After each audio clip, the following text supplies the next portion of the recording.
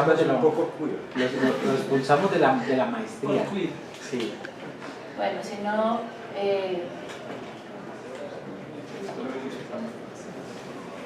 voy a hacer rapidito. Bueno, eso no sé, creo que yo debo dejar de prometer dos cosas. Una es que voy a hablar más lento y la otra que voy a hacer rápido y que además no va a ser extenso, porque no es verdad, no soy nada sintético. Pero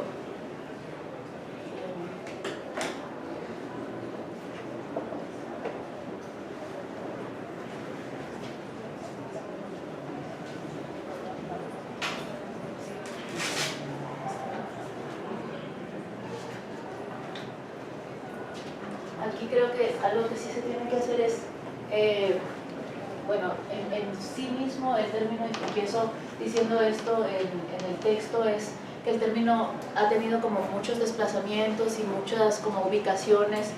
Se ubica dentro del, más que como un término, como una práctica de disidencia de diferentes tipos. Y esas prácticas están muy enlazadas. Se ha hecho un enlace, y creo que esa es la versión que se tiene como la neoliberalización del término queer o de la teoría queer, una estetización, un poco lo que hablamos ayer de la cosmética y la proestética, que carece a veces de una ética y de una política, o que desdibuja estas trayectorias tanto éticas como políticas. Ahora mismo, por lo menos en México y bueno, en el Estado español, que es donde conozco el contexto, y en los Estados Unidos, en el sur de California, y las discusiones han derivado después de los años 90, porque bueno, esto es 80s.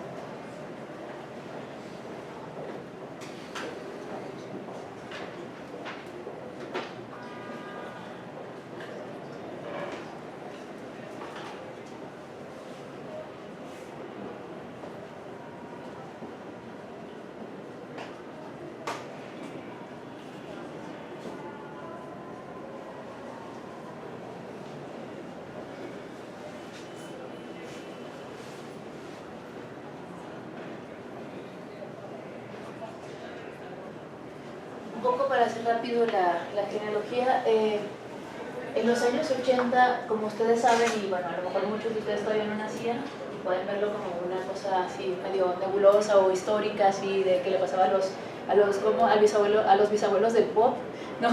Michael Jackson todavía estaba vivo y era una gran figura en ese minuto. Además que Michael Jackson es una figura interesante por su rollo de transracialidad y todo esto, que bueno, igual Michael Jackson es muy queer en muchos sentidos, ¿no? Para pensarlo discursivamente, pero estaban sucediendo dos cosas importantes. Bueno, sucedían muchas más, pero no nos vamos a meter con toda esa historia. Voy a empezar en los años 80 del siglo XX y luego en el texto pues me voy hacia otros lugares. Acá hay una cosa que tenemos que se tiene que discutir, ¿no? El hecho es que en los años 80, como les decía, pasaron dos cosas muy importantes que nos interesan especialmente. La caída del muro de Berlín, que fue en 1989, el 9 de octubre de 1989, y antes de eso, la aparición como del SIDA como una enfermedad que estaba causando una pandemia entre la comunidad gay, pero no solamente entre la comunidad gay, sino entre la comunidad racializada, pobre de los Estados Unidos, que utilizaba drogas o no utilizaba drogas, y que también estaba afectando a las poblaciones, mujeres heterosexuales sobre todo, y personas heterosexuales cuya práctica sexual era monógama, pero con hombres o con personas que tenían sexo con hombres o con otras personas que tenían SIDA. Entonces esto es importante para saber varias cosas, porque saben qué es la Reaganomics, ¿no? La economía en la perspectiva de Reagan. Ajá, exacto. ¿Se acuerdan que hablábamos de Thatcher y Reagan y Thatcher en algún momento? Margaret Thatcher.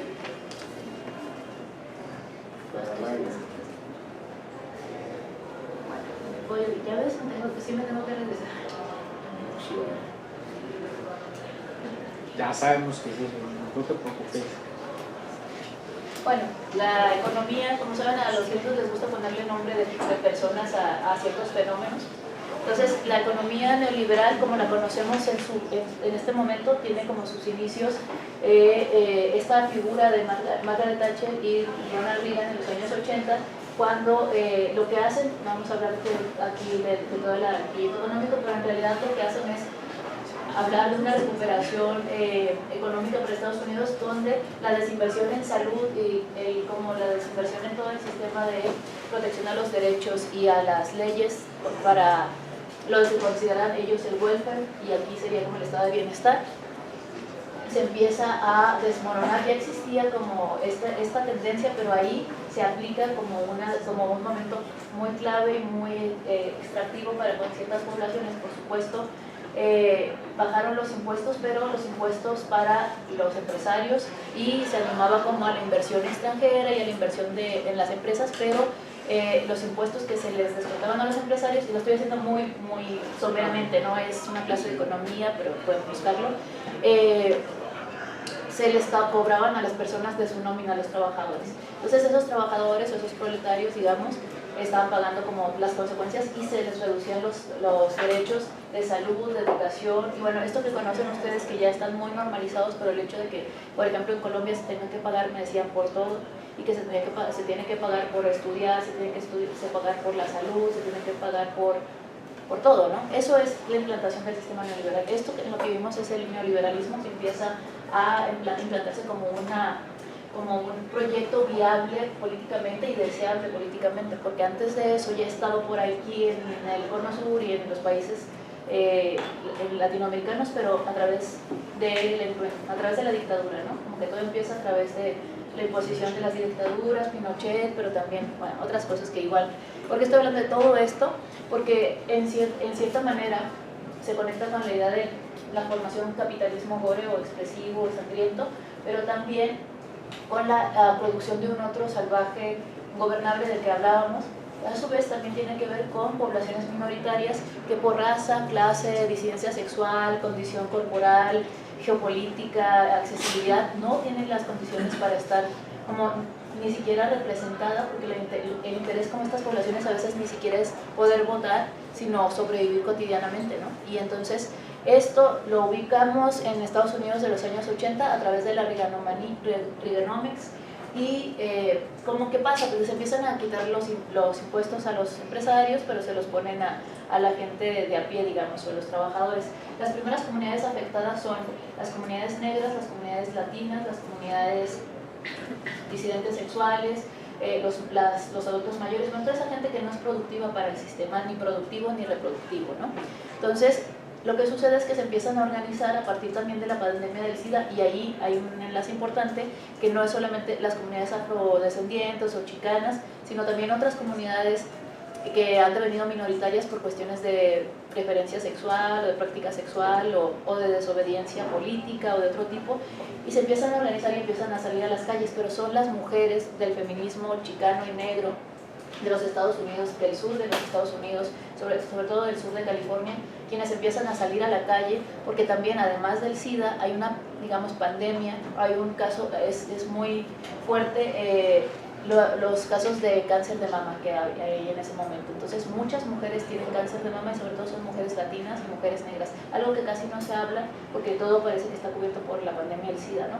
Entonces son dos casos, digamos, de enfermedad y de extracción a estas personas, y empiezan a salir a luchar por sus derechos de salud, y empiezan a salir también para que el gobierno se responsabilice de todo este atropello que está implantando a fuerza, pues de machete neoliberal, digamos, ¿no? O sea, es lo que decía Marx, ¿no? La economía es una forma de violencia y la violencia es una forma de economía. Entonces un poco esta implantación de un régimen bastante precarizante, pero además muy necropolítico, en el sentido de la administración necropolítica, ¿no? Dejar morir, no hacer, y muy biopolítico en el mismo sentido.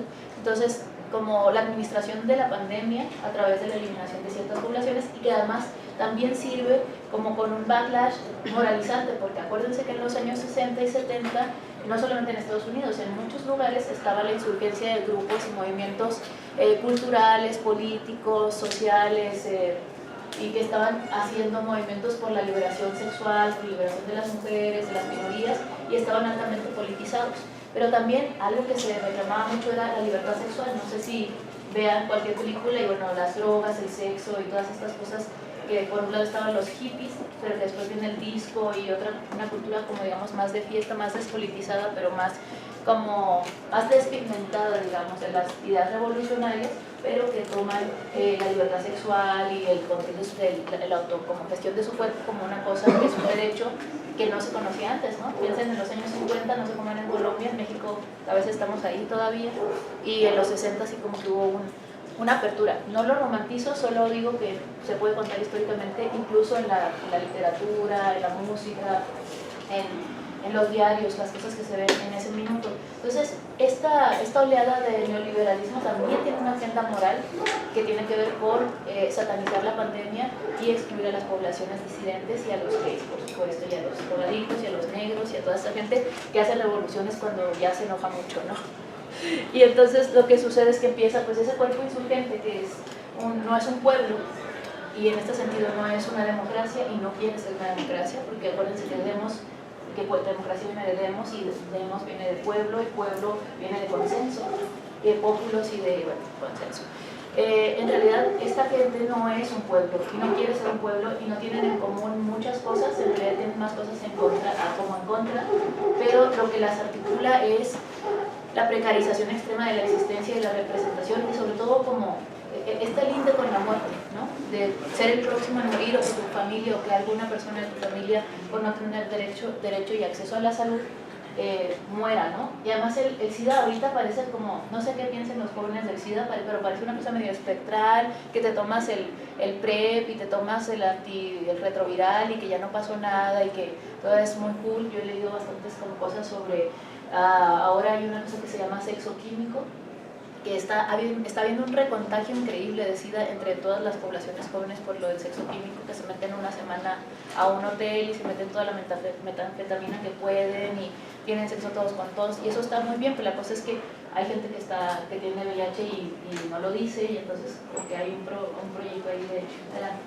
de recontagio. Bueno, la cosa es que antes no había nada de eso y la gente sí se moría de SIDA y se moría muy rápido y tenía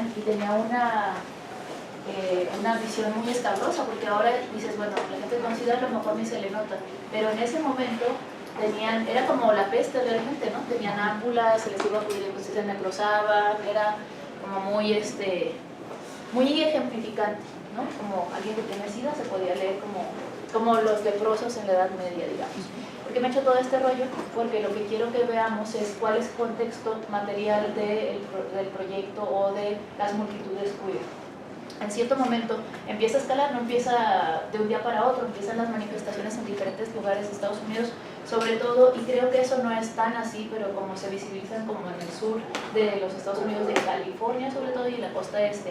Creo que había en otros lugares también, pero siempre se piensan las dos costas como los dos lugares, los únicos lugares donde se hace política, ¿no? Y que además son lugares contrastantes a nivel de inclinación política, los republicanos por un lado y los demócratas por el otro, y bueno, esta cosa. Esta gente empieza a salir a las calles, pero es bien importante pensar qué es lo que están reclamando.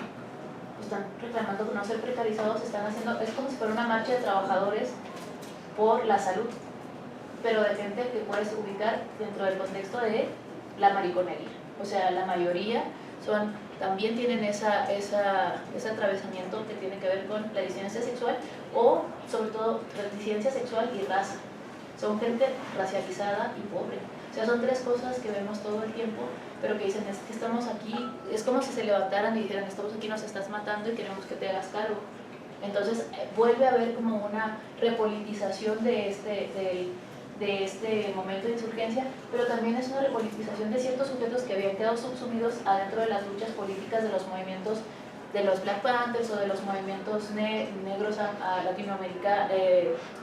indioamericanos o chicanos, porque claro, esos movimientos, muchos de ellos tienen un contexto altamente machista y altamente homófobo.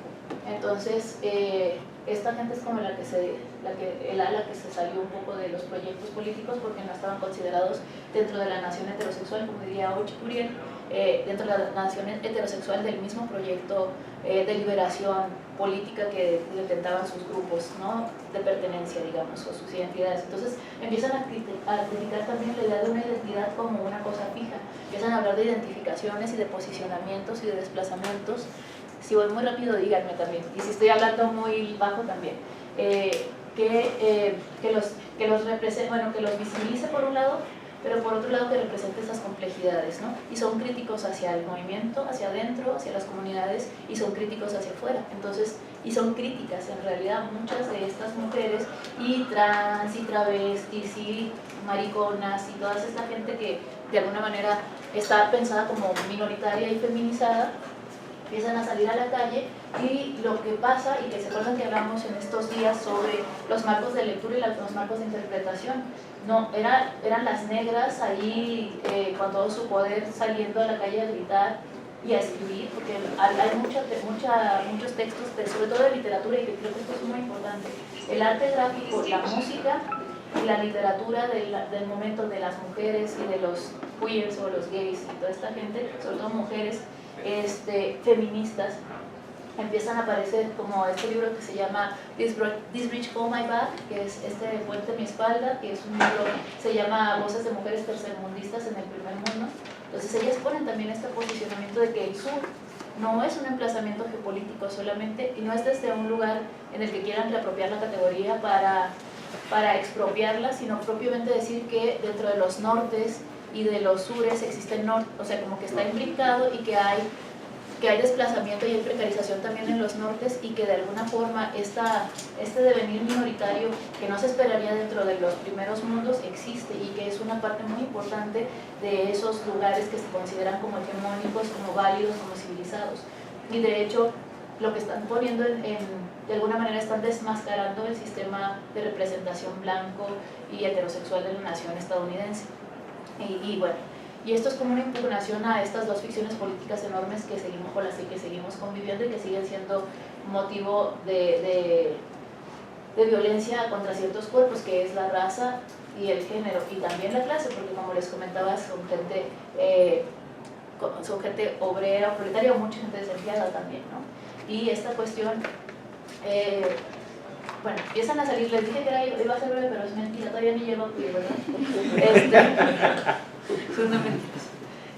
Pues lo que sucede acá es que esta gente, ¿se acuerdan de los marcos de inteligibilidad? Sabíamos pensar las revoluciones desde la izquierda, sabíamos pensar el proyecto transformador desde la masculinidad guerrera, revolucionaria, sabíamos pensar la estética y la cosmética desde el enfrentamiento guerrero y las grandes narrativas y estas cosas, pero ¿cómo se llaman estos maricones y estas locas negras, feas, lesbianas? Que regularmente si eres lesbiana tienes que ser fea, ¿no? Eso es lo que ellos dicen. Bueno, hay muchos ejemplos que lo contradicen, pero bueno, en fin, la cuestión es que esta cosa de estigmatizar, también la estigmatización que se va sumando a la disidencia, era una forma muy, no eran identidades, porque eran procesos de identificación, de alianza y de incardinación de estas narrativas también somatopolíticas, diríamos, como dice Paul Preciado, o como archivos corporales de todas esas experiencias. ¿Cómo eso se podía leer en un marco que no estaba diseñado para leerse? ¿Se acuerdan lo que hablábamos de las ortopedias para hablar y por qué tenemos que hablar de manera como en aproximación sucesiva? Porque los fenómenos regularmente cuando los fijamos ya están en otro sitio, ¿no? Que solamente podemos hablar como en aproximaciones. Sucede esto y sucede de manera constante, y de repente hay una señora, ellas ya lo están diciendo, de hecho Gloria Saldúa tiene un libro que se llama De mi mestiza, La Frontera, y es un libro que sale en 1987, por supuesto se escribe mucho antes, como todos los que tienen experiencia de publicación saben que un libro en realidad es ya una genealogía, cuando te lo publican tú ya estás en otra cosa. Pero bueno, digamos que si se lo hubieran publicado muy pronto, se lo hubieran publicado 2 o 3 años después de que ella lo escribió, ¿no? Digamos que este libro está escrito en el 85, 84, que es justamente el momento en el que está pasando toda esta cosa muy intensiva del SIDA y de otras cuestiones. Gloria Saldúa es una mujer chicana que es de origen campesino, y que además de todas estas como cuestiones es una mujer que es hija de familias chicanas de muchas generaciones, de 7 generaciones. Eso es otra cosa que también hay que tomar en cuenta, que a lo mejor ustedes no sé si lo tengan más claro que los mexicanos, pero los mexicanos piensan que los chicanos son lo que se fueron el día anterior, y los chicanos no son ellos. Los chicanos también pueden ser ellos, pero son las personas que se quedan del otro lado del muro, digamos, o de la división geopolítica en 1848, cuando México vende el territorio del norte de México por $14 millones, no es nada. y que además esto es una forma de eleccionar a las poblaciones chicanas, o sea, mexicoamericanas que vivían, en realidad eran mexicanas en ese momento, querían independizarse de México porque México no los tenía para nada en cuenta, seguía siendo, es un país muy centralista y en ese minuto estaban completamente como ellos estaban como autogobernados, digamos, se levantan y la única manera en que México, con el apoyo de Estados Unidos, como siempre la trampa, México le vende el territorio y después Estados Unidos les hace la guerra a ellos mismos. Pero los chicanos no se rinden, duran 20 años en guerra todavía después de eso. O sea, es un movimiento como muy interesante porque además está muy ligado al anarquismo de los Flores Magón y está muy ligado a los sindicatos y está muy ligado a la petición de derecho de educación de las mujeres. Las mujeres están muy ligadas a este movimiento como de insurgencia y es algo que casi no se conoce. Las mujeres chicanas han estado como participando desde el principio de la separación hasta este minuto, pero sí, también hay una forma muy convencional de pensar el chicanismo, incluso dentro de las mismas comunidades chicanas, religioso, mítico religioso, identitario, y después hay como varias disidencias, ¿no? En los años 60 y los 70 y en los 80. Ansaldúa tiene un libro que les digo cómo se llama, y voy a insistir en esto porque es de 1987, pero ahí ella habla del mundo zurdo y también menciona la palabra queer. Es una de las primeras autoras que habla del queer como una cosa rara, híbrida, extraña, sin límites claros, que sí tiene que ver con la sexualidad, pero también tiene que ver con la raza, la clase, con algo que después Kimberly Crenshaw diría interseccionalidad, ¿no? Para otro concepto, para otra forma de enunciar ciertas cosas desde el sistema penal. Pero Ansaldúa lo está diciendo ya, también Cherry Moraga lo dice también en los años 90, con el 92, 93, habla de unas plan queer, y esto no es tomado en cuenta. Parece regularmente que eso nomás tiene que ver con que un día se le iluminó la cabeza a alguien de la Academia Estadounidense y dijo, ah sí, teoría queer. Hay un momento que es importante, me encanta que se les haya ocurrido, pero tiene que ver con los marcos de inteligibilidad de ciertos procesos de disidencia. ¿Cómo se llamaban estas personas todas juntas que no tenían nada que ver, solo que eran pobres, racializados, idosos, mariconas, lesbianas, gente rara? Pues, ¿cómo se llama eso? Teresa de Lauretis, en 1991, en una revista que se llama Feminist Studies, Issues, no estoy segura, después les digo, pero lo tengo ahí en el artículo.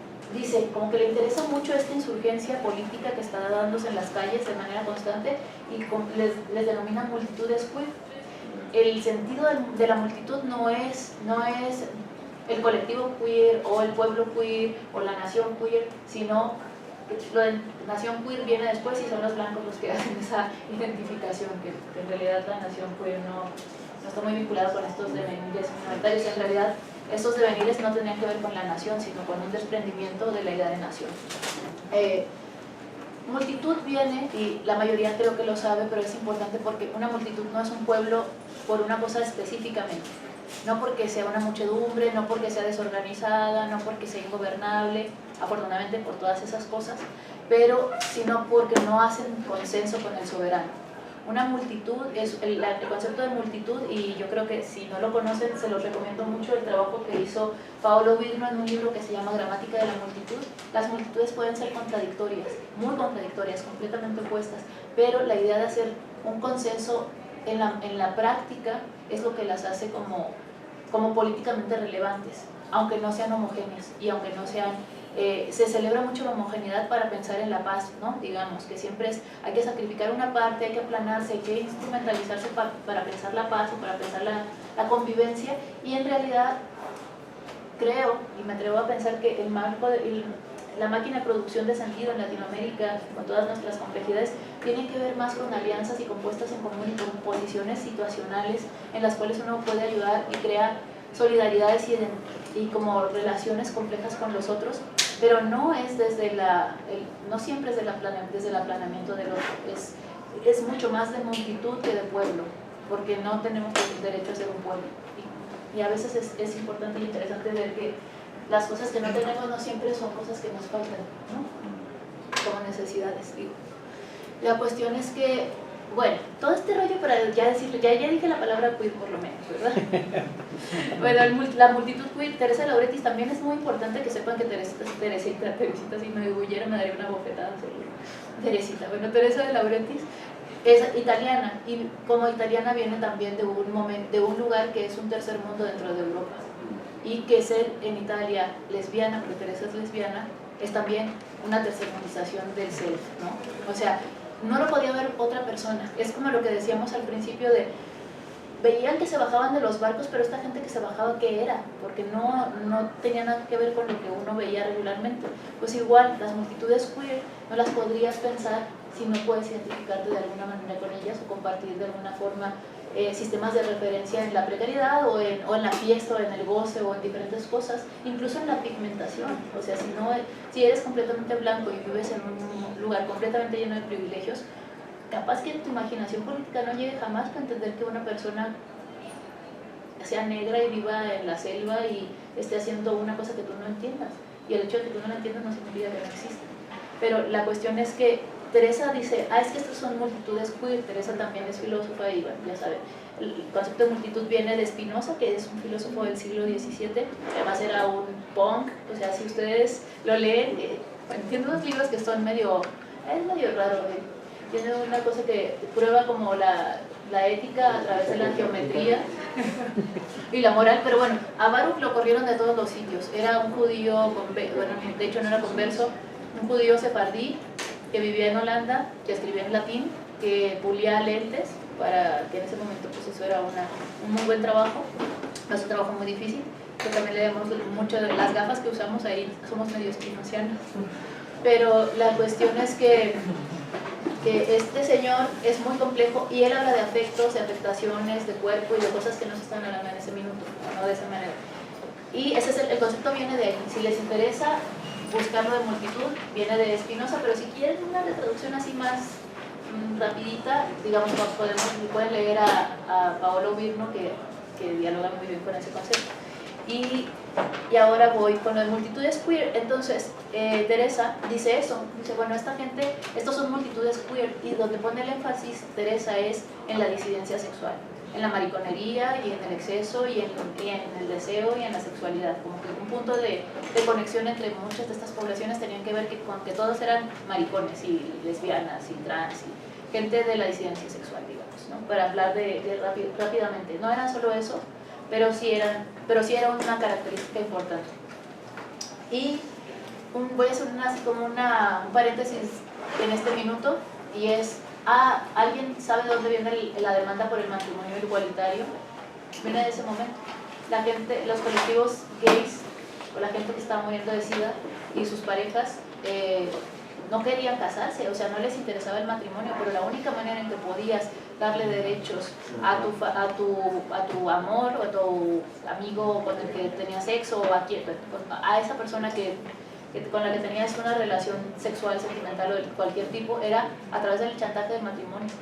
Entonces, si tienes tus derechos, se los podrías hacer transferibles a esa persona, y eso es lo que pedían, que no se nos olvide nunca, que el matrimonio gay inicia con la pandemia del SIDA, la petición inicia con eso, como una estrategia de supervivencia y de pasar los privilegios médicos y económicos y políticos, no con la idea de que queramos ser normales, que queramos que nos casen por la iglesia, todas esas cosas, cada uno lo que quiera, pero hay que saber de dónde viene el proyecto político, ¿no? Utilizar una de las herramientas que te brinda el Estado para poder acceder a eso que no te da el Estado porque no te estás comportando conforme a la idea de la nación heterosexual y el cuerpo sano, ¿no? Entonces, de ahí viene. Y Teresa dice esto. Teresa trabaja en Estados Unidos, en una universidad de California, no me acuerdo dónde está, pero creo que está por ahí. Después viene It Kosofsky Sedgwick, que también la mencionó ahí, que tiene un libro que se llama Epistemología del Armario. Y la epistemología del armario es una revisión literaria, ella hace estudios literarios de toda la heterosexualización de las obras clásicas de la literatura desde Francia e Inglaterra, y cómo se ven ciertas subculturas, digamos, la disidencia sexual o los maricones y la gente que no es heterosexual en la literatura. Y ella empieza a hablar de todas estas cosas. Al mismo tiempo está David Calvert, hablando de otras cuestiones también que tienen que ver con esto. O sea, a partir de que Teresa dice multitudes queer, el concepto queer funciona como un paraguas para pensar en muchas otras cosas que interseccionan complejidades. Pero de repente Kosofsky-Sedgwick, Calvert, de Laurentiis, y luego viene Butler, ¿no? Butler con la idea de deshacer el género, que lo más, bueno, relevantísimo todo lo que hace Butler. A mí me gusta mucho el trabajo, pero pensemos que Butler escribe como judía, no como gringa, también es importante. Y no es un comentario antisemita, es un comentario también pensando cuál es la historia política de los judíos y cuál es el capital cultural y social que tienen, y los accesos que tienen también, ¿no? Entonces, bueno,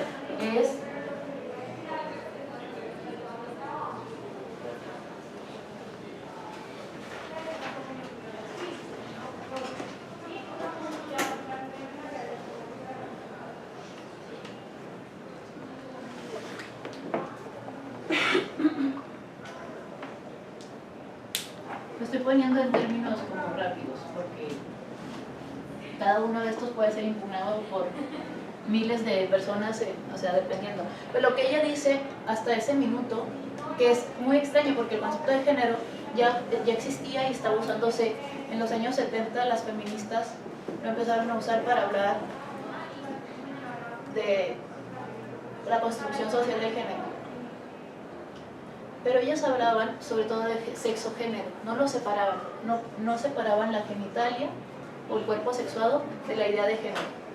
Era como, por eso hay grandes tratados sobre eso, el sistema sexo-género, por ejemplo, de Gay Rubin, que habla, que además es maravillosa. Yo sé que a lo mejor ya lo leyeron, pero el tráfico de mujeres, cuando se burla de su cultura ella misma, ¿no? Cuando dice, en ciertos pueblos, está haciendo antropología, etnografía, y en ciertos pueblos observamos el fenómeno de que una mujer se viste de blanco, un señor la lleva, no sé, que está hablando de un matrimonio heterosexual y por la iglesia, ¿no? Pero hace todo el trabajo de volverlo etnográfico, igual que se vuelve a los otros, digamos, a los racializados, y entonces es muy divertido el libro porque hay muchos puntos donde les pone como los puntos sobre las sillas, porque la etnografía y la autoetnografía es algo que se oye mucho ahora, pero antes era impensable, siempre tenías que ser de otra comunidad y de preferencia francés o alemán y blanco para ir a hacer etnografía, ¿no? La cuestión es que hasta los 70, más o menos, esto estaba como más o menos,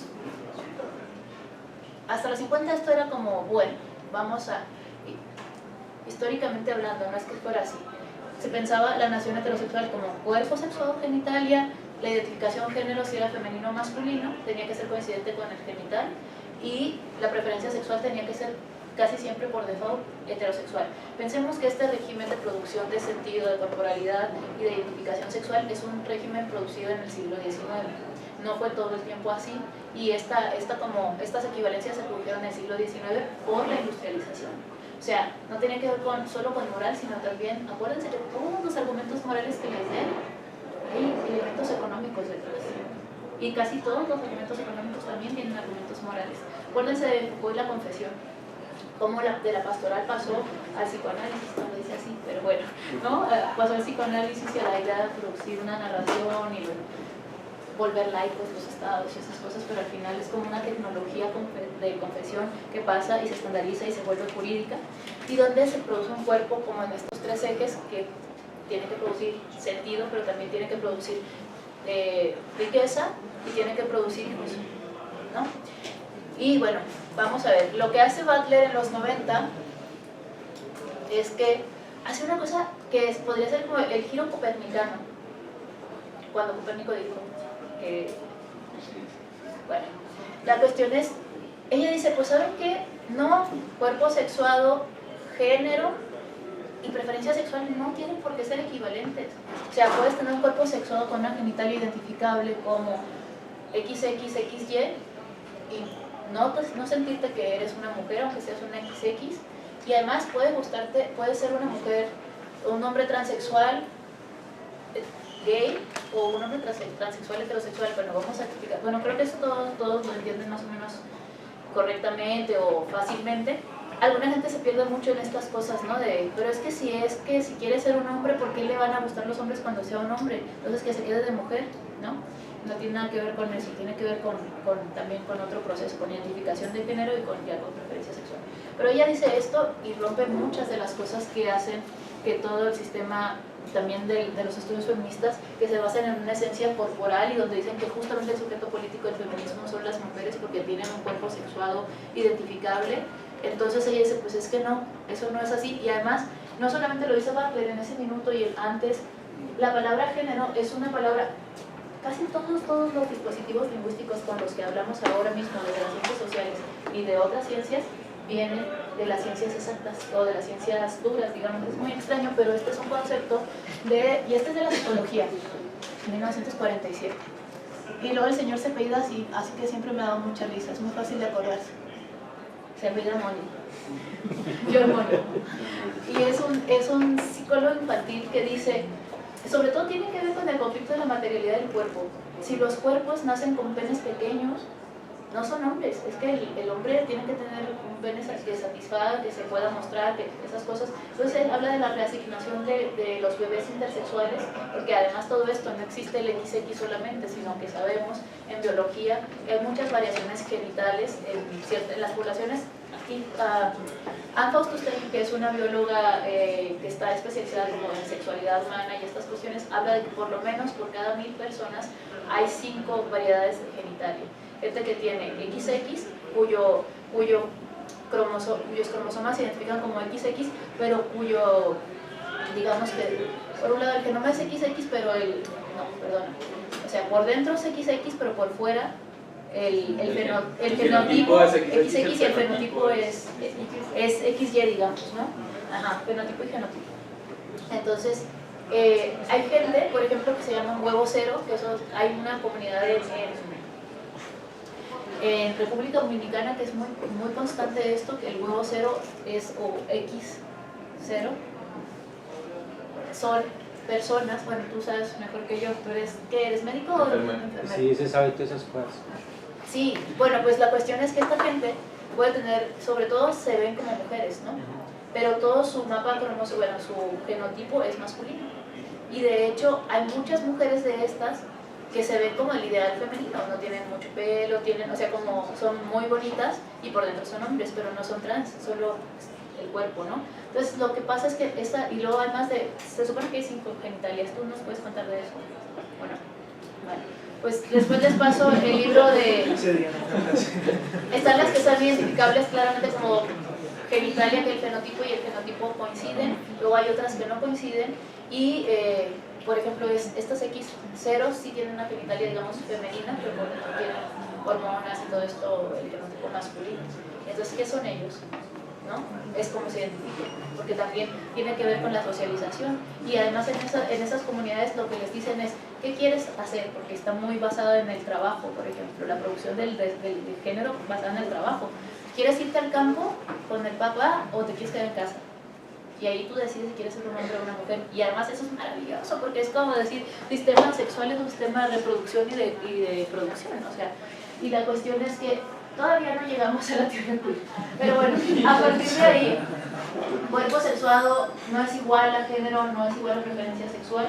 Es a lo que dice Butler, pero no es a lo que haya inventado Butler, sino que Butler recoge una serie como de conocimientos y de como de alguna manera de información que ya está ahí, de narrativas desde el feminismo, de los estudios de la sexualidad, de muchas otras cosas, y los pone en este libro que se llama El género en disputa. Ahí es donde ella analiza también el trabajo de Paris Esgolin, que es este documental del que hablábamos en una de las sesiones, y que deberíamos poner, voy a poner a lo mejor un pedacito en algún minuto, pero es un análisis sobre este documental de una comunidad afro del Harlem, que hace como que lleva más allá la idea del drag o del travestismo y diciendo de alguna forma que cualquier despliegue social o coreografía social es una especie de drag, ¿no? Porque es una reiteración de la norma que construye una realidad somática, que construye una realidad política y bueno, otras cuestiones. Pero lo que no sé si Butler hubiera podido encontrar un ejemplo mejor, a veces no es tan transparente que cuando habla de Paris Esgolin, aunque diga que es una comunidad afro, pensemos la complejidad de la comunidad afro. Si vemos el documental, sí. Pero ella empieza a hablar de dos cosas. Una cosa que es la performatividad y el performance, que eso ya existía, pero la manera en que ella los une, no son iguales, pero se implican mutuamente. La performatividad es como la iteración de cierta norma, y esto lo toma de Austin. Otra vez regresamos al lenguaje, no sé si se acuerdan que en días pasados decíamos, ¿y para qué tanta categoría? Pues, ¿cómo hacer cosas con palabras? ¿No? Se hacen cosas con palabras, lo toma de Austin. Es un filósofo del lenguaje muy vinculado como a la segunda parte del círculo, no es parte del círculo de Viena, pero bueno, la gente que sepa de la filosofía del lenguaje, lo que Austin dice que lo que le importa a Butler es que existen tres tipos de enunciados, y los que ella toma son los performativos. Los performativos es aquellos que producen lo que enuncian. Por ejemplo, la ley que dice esto será así y entonces tienes que cumplirlo, o sobre todo la ley es lo que más dice, por la ciencia, por ejemplo, que produce una realidad que describe, o sea, está comprobado científicamente, entonces tiene que ser así, y ella también pone como en discusión todas estas normas de enunciación y de producción de conocimiento. Se produce aquello que se describe, y así es como podríamos definir la performatividad, encarnar algo que está siendo descrito, pero la performatividad se conecta con el performance, en el caso de Butler, de género, que hace que seamos legibles dentro de estos marcos de legibilidad o ilegibles dentro de esos marcos. Por tanto, no son lo mismo, pero pueden desplegarse. La performatividad puede implicar el performance, pero el performance no siempre es performativo, ¿no? Aunque no nos vamos a meter en esa discusión, porque a mí lo que me interesa de todo eso es el queer con CVR, y todavía no hemos llegado ahí. Pero quería que dejáramos como claro eso de Judith Butler, y que a mucha gente no le gusta Butler, ¿sí? Digamos que quería hacer un apunte frente a, es que si no después ya nos vamos y queda todo descontextualizado, Sí. Frente a estas uniones de cuerpo, género, preferencia sexual, genitalia y cromosomía, en que hoy día, pese a Butler y a que digamos, hemos avanzado socialmente en reconocer estas diferencias, el discurso médico es súper fuerte en estos casos de duda sobre sobre los cuerpos de los recién nacidos, sobre todo. Y digamos, no sé si era lo que estabas preguntando ahorita, pero cuando nace un bebé cuya órganos genitales externos no son tan claros, se comienza a hacer todo un estudio de especialistas frente a tenemos que encajarlo en uno de los dos, ¿sí? Hombre o mujer, punto. Normalmente eso, antes de que el bebé tenga cualquier tipo de conciencia, es un trabajo con los papás de reasignación de sexo, que tiene que ser lo más pronto posible, no por que el bebé necesite médicamente una reasignación, sino porque socialmente es muy importante para los papás, para la posterior socialización del niño o niña. Y entonces se comienza todo un análisis endocrinológico para mirar las hormonas, la cantidad de testosterona, estrógenos que hay, un mapa cromosómico, entonces se hace un cariotipo para mirar si es XX, XY u otra variación, genitales externos, genitales internos, se hacen todos los estudios ecográficos, etc. Y por último, dicen, vale la pena preguntarle al niño o niña, si ya está más grandecito, mandarlo a un psiquiatra, que sigue bajo el mismo discurso médico para que lo convenza de estar en uno de los dos, o lo que decida, pero realmente normalmente todo este proceso se hace antes de esa conciencia. Cuando tiene meses, ¿no? Exactamente. De hecho, hay a partir de sí, aquí con estas famosísimas no sé cómo sea, porque a veces está primero la L, LGBTI. LGBTI. Ok, o sea, ahí No le hemos metido las justas. no, esto es de intersex, ¿no? Justamente el movimiento intersex tiene que ver con que la gente que ha pasado por esta como reasignación de género no se siente cómoda con eso, y dice, pues hay que dejarlos que los niños o las personas, ellos decidan cuando se quieran socializar como